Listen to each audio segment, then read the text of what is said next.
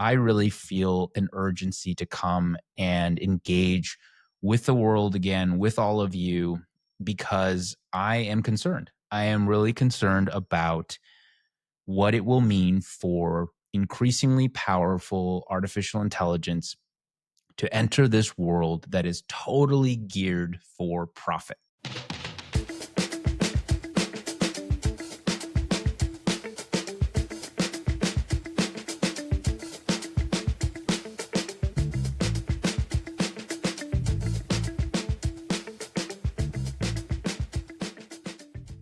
Hey, everybody, this is Philip Deng.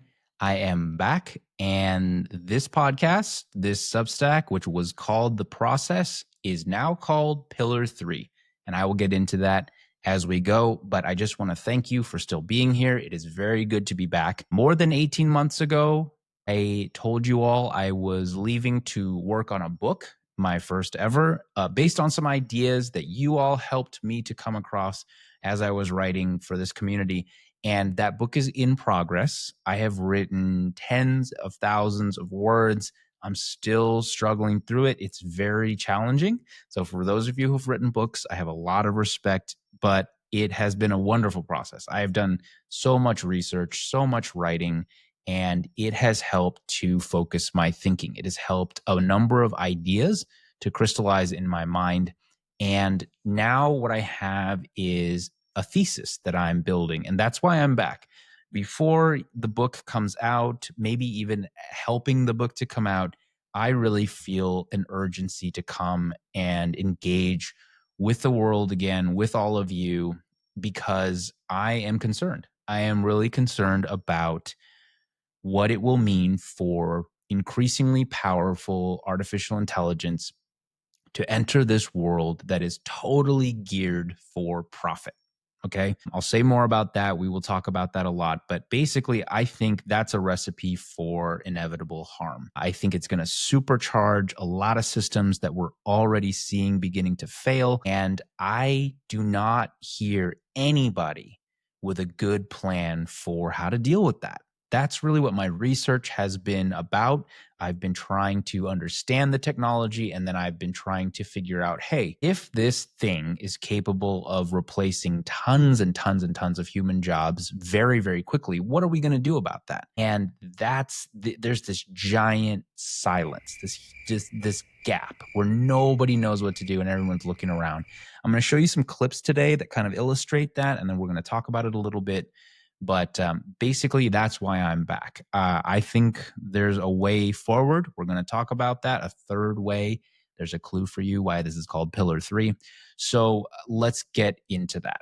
So the first thing I want to illustrate is the urgency. Is this really an issue? I mean, we've got a lot on our plates these days.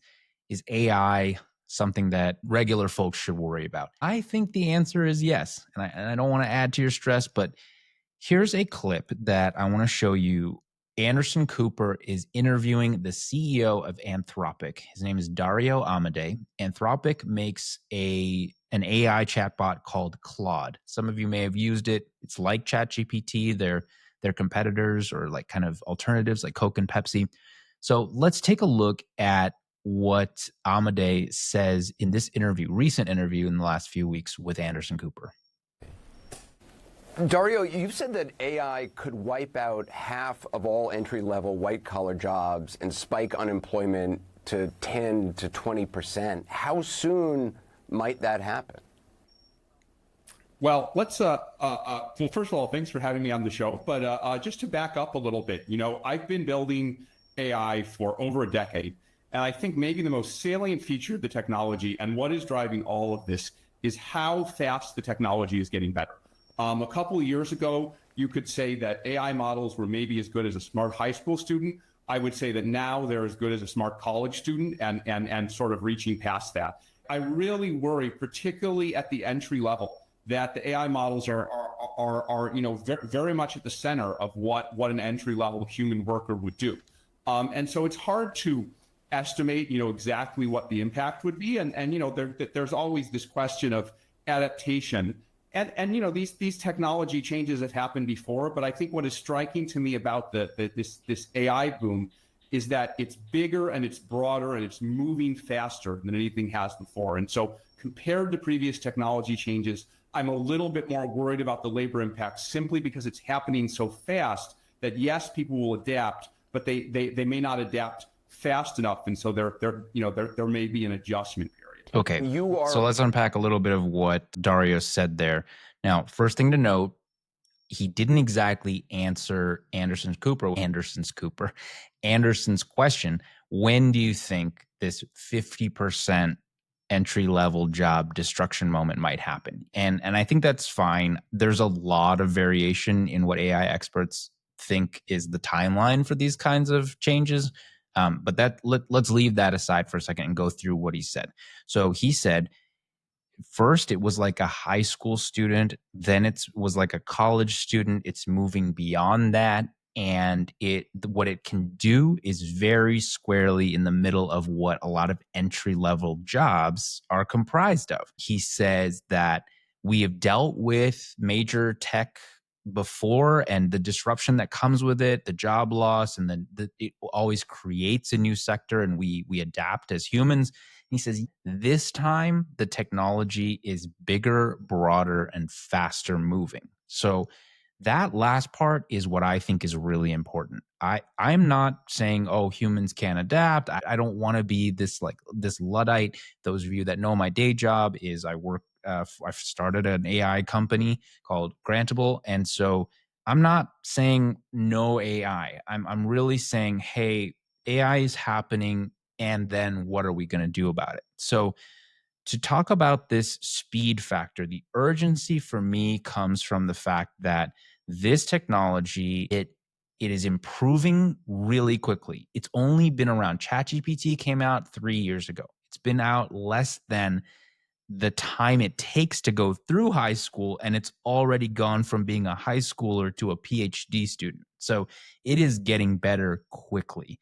It is getting out into the world quickly. It's gotten into our lives 6 times faster than PCs did, and 2.5 times faster than the internet. So people are picking this thing up very quickly, and it makes sense. It's on our smartphones, it's on our laptops, and more of our work and the world are online.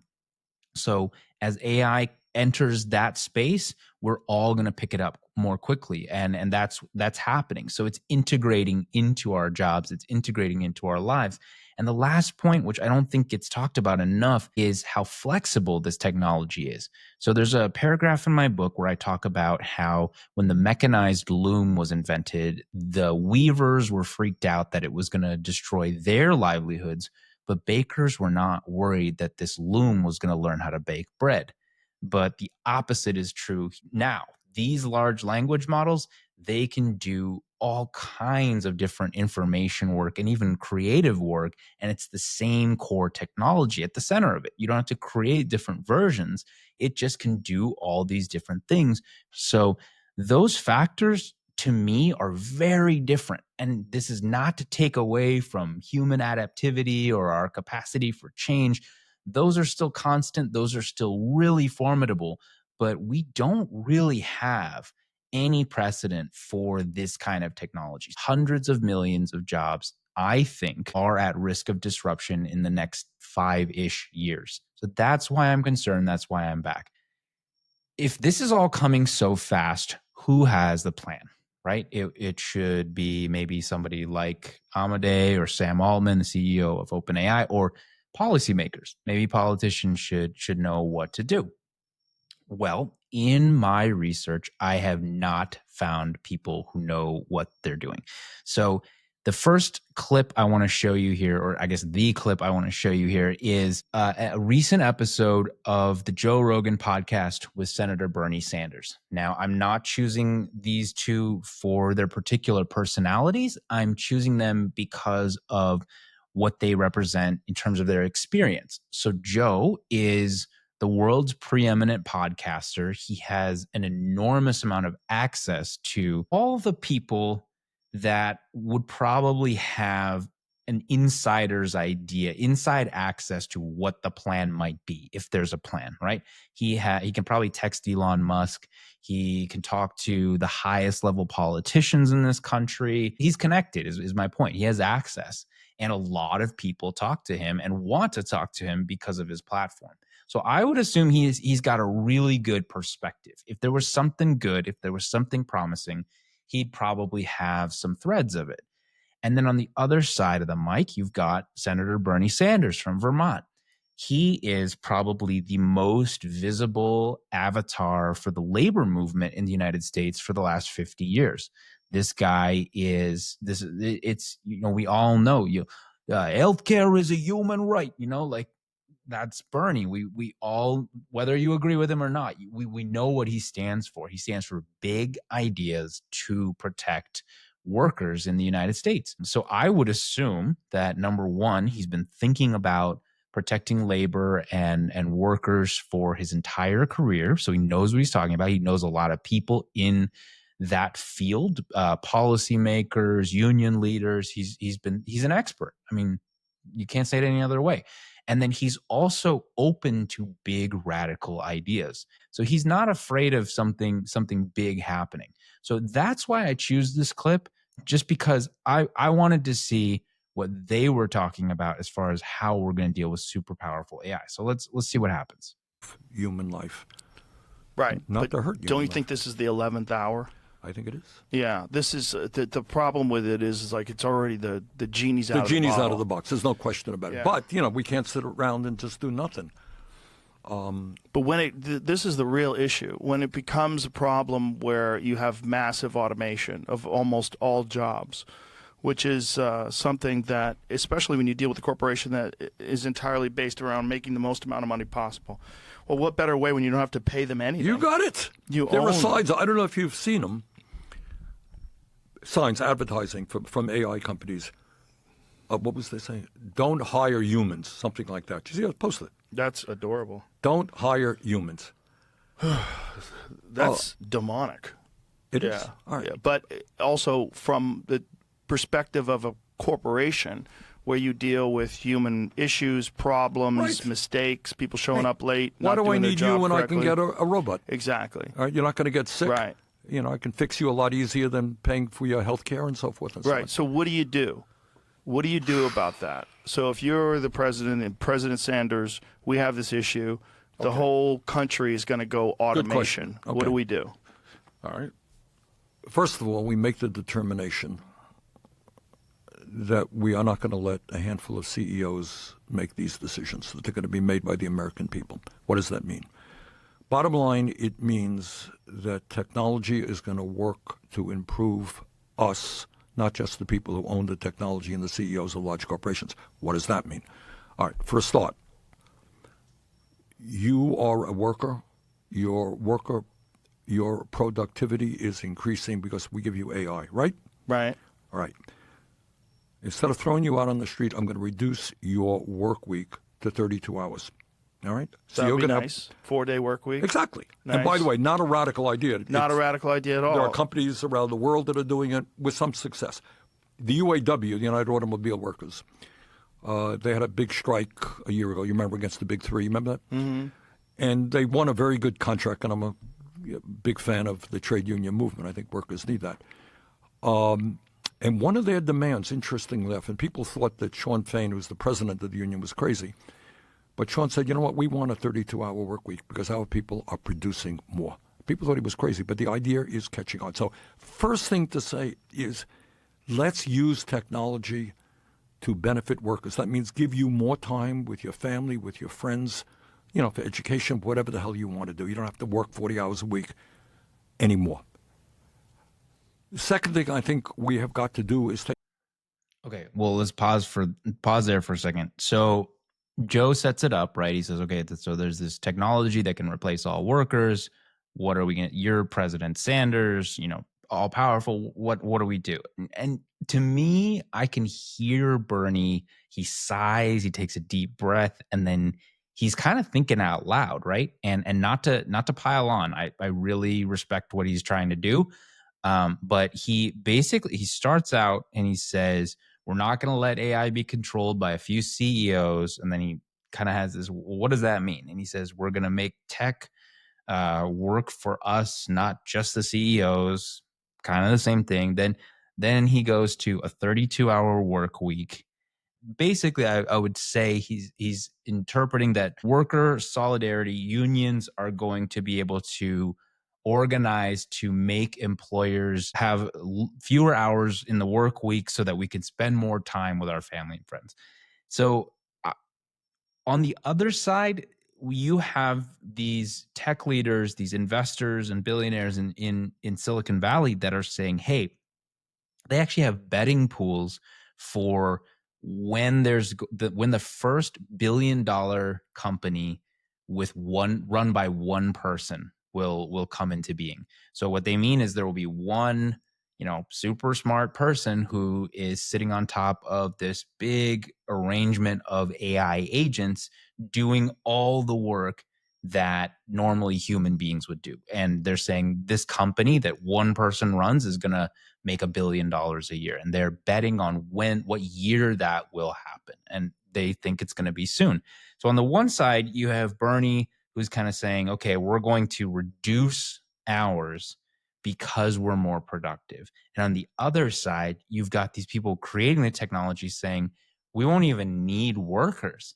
So it's not going to be a 32-hour work week. It's going to be a 0-hour work week. That's the issue.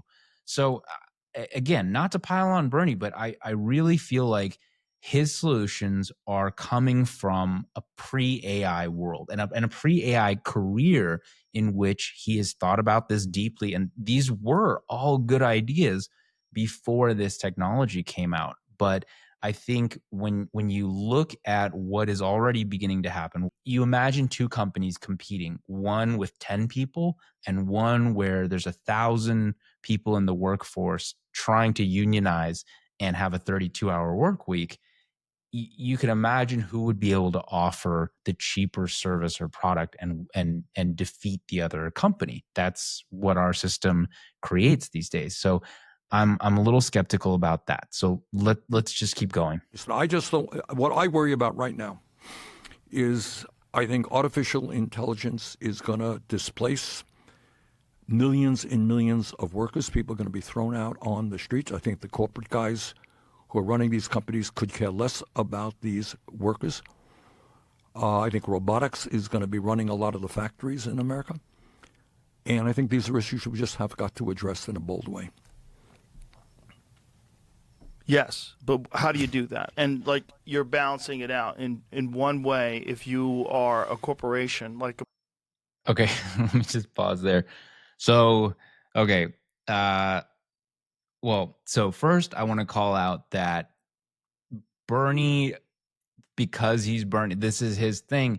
He's saying that there are these CEOs that couldn't care less about displacing all these workers with the technology they're building.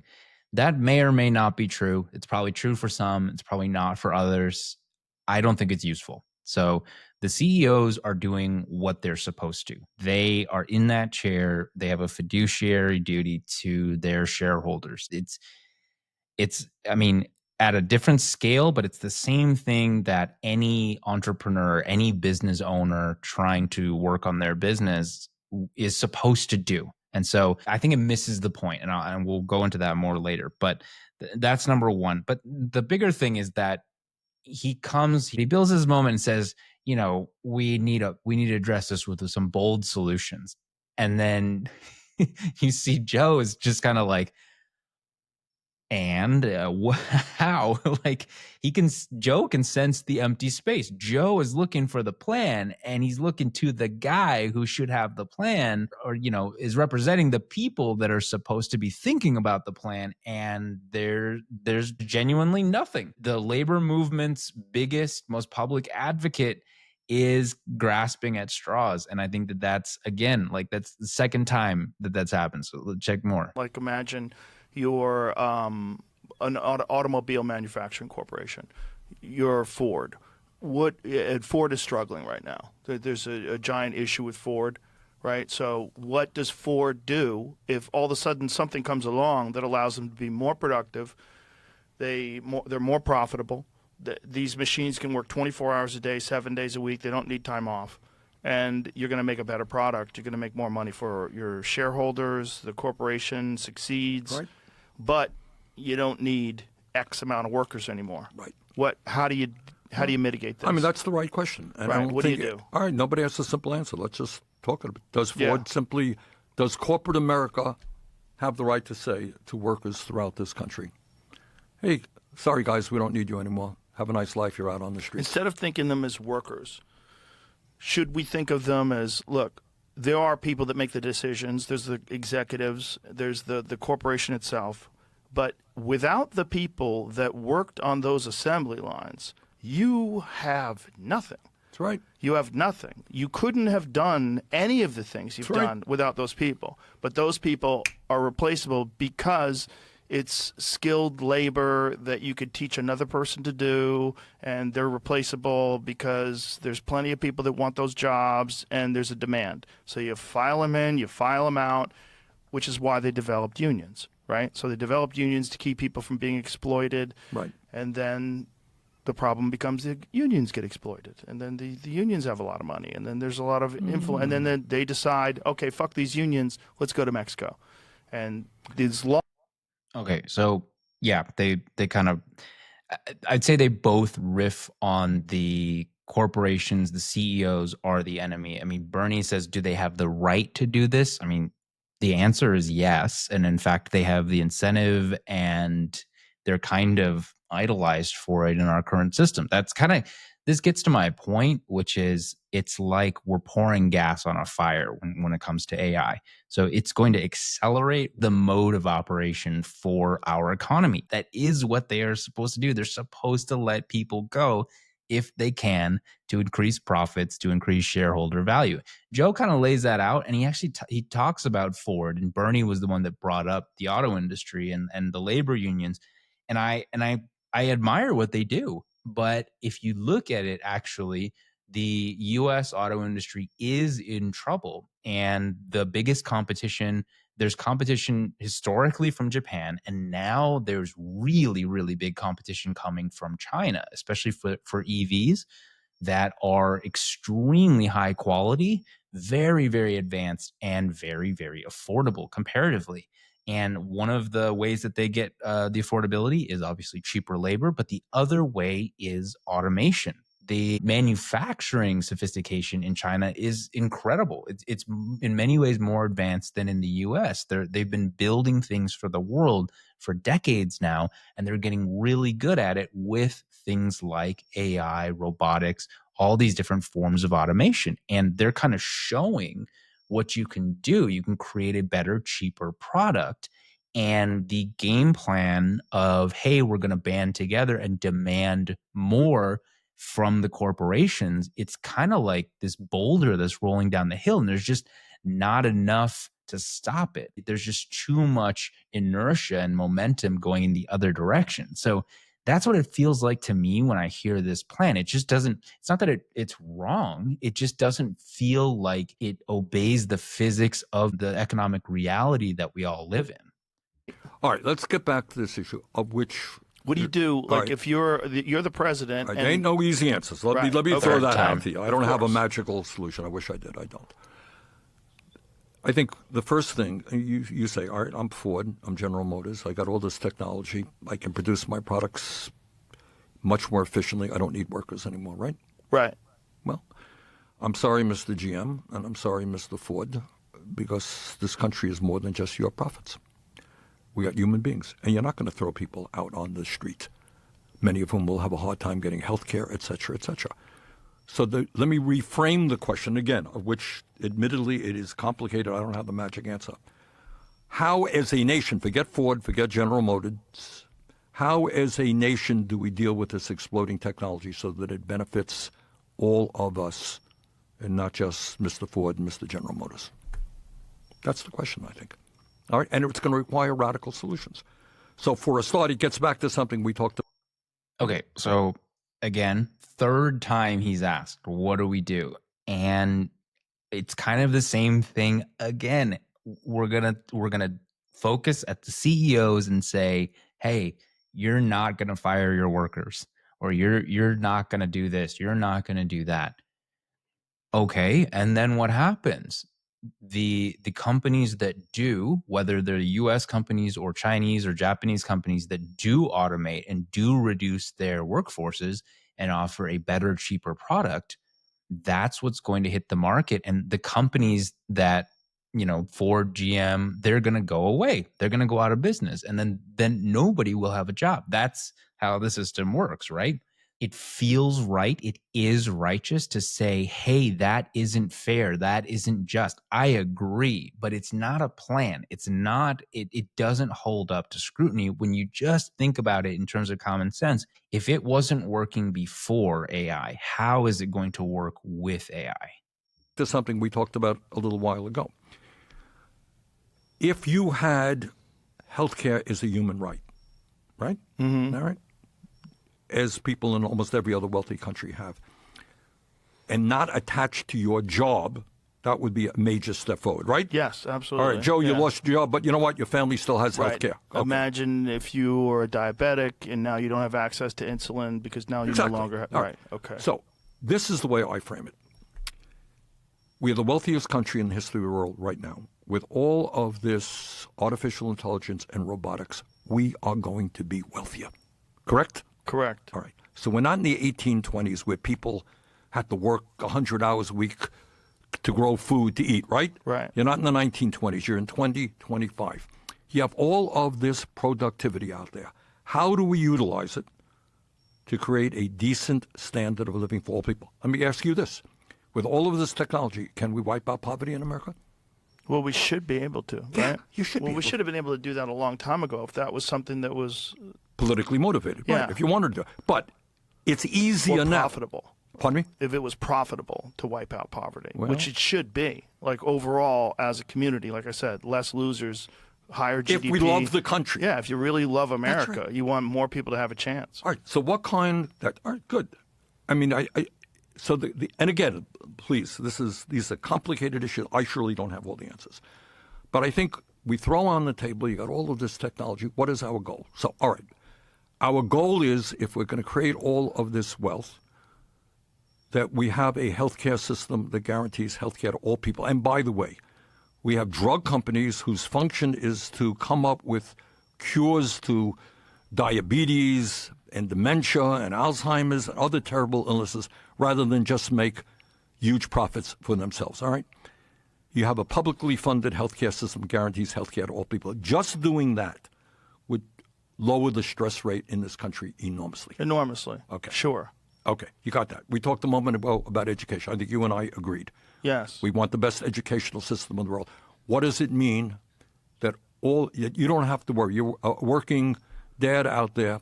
You're worried that your kid may have a lower standard of living than your kid can't afford to go to college. You don't want your kid leaving school $50,000 in debt. We say education is a human right. God, you mentioned public education a while ago. That didn't happen by accident. Back in the early 20th century, a lot of people, working class people, fought and said, you know what, we don't only want, the rich kids to get a decent education. We want our kids. And that's how public education began, right? Right. So it said, okay, everybody in America, state by state, started in Wisconsin actually, is going to have public education from first grade or kindergarten to 12th grade. God didn't create 12th grade as the limit, right? Right. All right. You go to Scandinavia. You go to Germany right now. You know how much it costs to get a higher education? How much? 0. That's great. Of course it's great. Because Maybe that's why they make want... such good cars. Well, it could be. They Great want... engineers. That's right. But the bottom line is what you said. Yeah. If I want this country to be productive, Right. I want the best educated workforce. That's not a debate, right? Unquestionably. All right. That's how you want your family. And if the country is a community, the country is your family. Exactly. Okay, so we'll stop it there. So, okay, I want to credit Bernie for saying repeatedly, this is a hard problem. He doesn't have all the answers. And I don't hold him responsible for having the answers. Again, I show this clip because I think Joe Rogan is probably somebody with a lot of access to information. And I think Bernie is somebody who has thought authentically and deeply about about workers' rights for his entire life. And I respect that. And I think he probably attracts really big ideas when it comes to that kind of thinking. But you can tell he is looking to his old playbook, the pre-AI playbook. He pivots to healthcare. He pivots to education. These are really good ideas that they should keep advancing, in my opinion. But they're not employment solutions, right? So if you have, let's say, snap your fingers, we have universal health care, it's free, and let's say free college, but there are no jobs because AI is doing everything. What is that? How do people earn their dignity, their purpose? How do they contribute to society afterward? I've put things like UBI into the same bucket. Like, we can keep building the floor, which we should, the safety net, to make sure that people can stand on firm ground to have an opportunity to do what they want. But then what is happening in terms of entrepreneurship and pursuit of different activities that give us human meaning? That I don't think is addressed here. Now, the pattern I want to call out here, there's no community level solutions. There's no talk of organizational alternatives. Bernie's framework is corporations are going to exploit, so the government must intervene.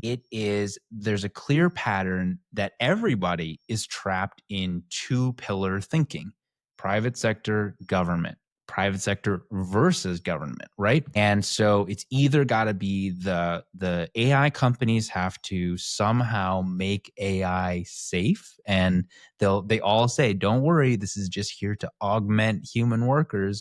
But at the same time, they're saying, I bet we can make companies that are run by one person. There's a little bit of contradiction there. And then you've got the government, which is supposed to regulate or slow down or stop. But actually, just this last week, there was an announcement from the Trump administration.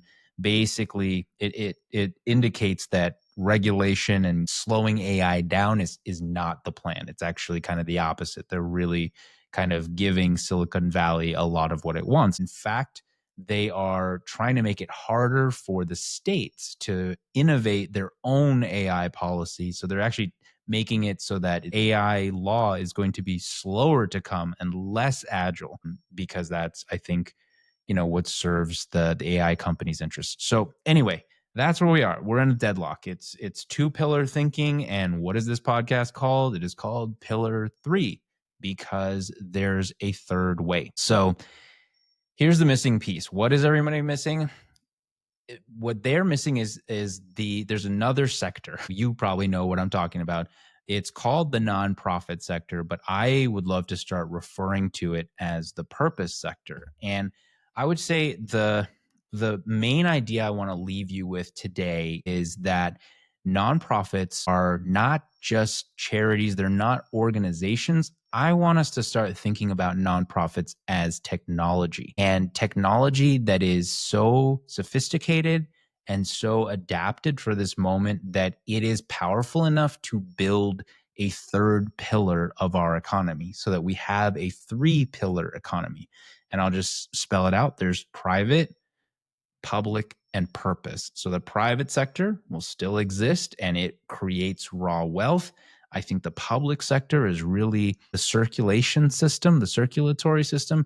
And what I see is a purpose sector where we take some of that wealth and we deploy it into nonprofit organizations that create human value. And what I don't mean is that everybody's going to be working in food banks or animal shelters. I mean just regular businesses that you see on Main Street today: bakeries, barbershops, accountants, law firms, any regular kind of business.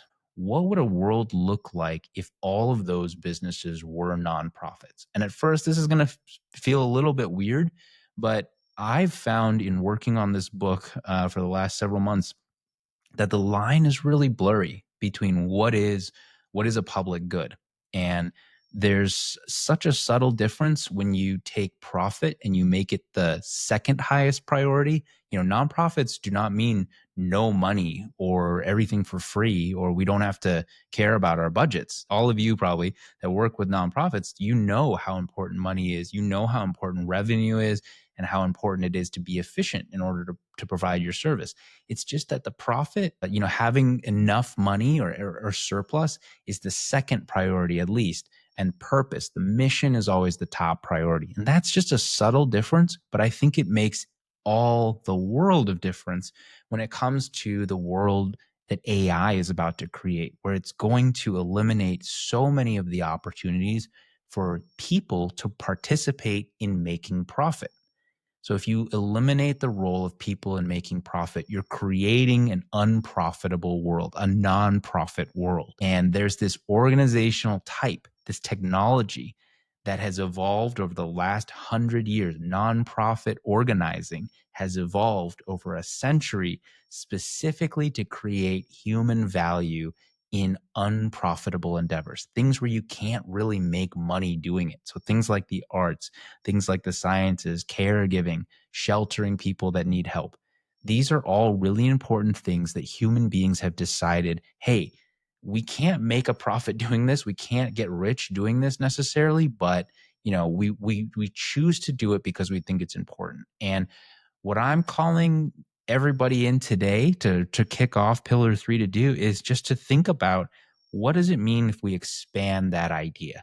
So I'm going to close out today's podcast with a few questions that I'd love for you all to write back in the comments or email me about, however you feel comfortable getting in touch. But a couple questions for you to think about. So you work in a for-profit role. What would your job look like if it was organized primarily around purpose above profit? And then another one that I want you all to think about is, what's one local business you wish operated more like a mission-driven nonprofit? Now, let me give you a clue here. We've all had a favorite restaurant or a bakery or a cafe that had this like really sweet spot where everybody was really about providing the best possible food or service. And then it gets bigger and it gets more popular. And then it really starts to be about the brand and growing and scaling. And then you go back after, a few months or a few years, and it's just not quite the same, right? Like it changed. What are some local businesses that you can think of? And please be descriptive. Throw some adjectives down for me in the comments. What's a business that is for profit that you loved, but that you wish operated more like a for-purpose organization? So that's the end of today's episode. So please drop your comments in the Substack. Please subscribe to my new YouTube channel. Check out these episodes are going to be coming out probably at least every other week. I'm going to try to push that up as I get more used to doing this. And I'll be writing long form content as well. And this time I'll be showing up a lot more on social media, all the different handles. I'm trying to meet you where you are. I'm really, really happy to be back. And for those of you who are surprised to get this notification in your inbox, I'm so happy to be back with you. So welcome to Pillar 3. I'm Philip Deng, your host, and I will see you next time. The future is not for profit.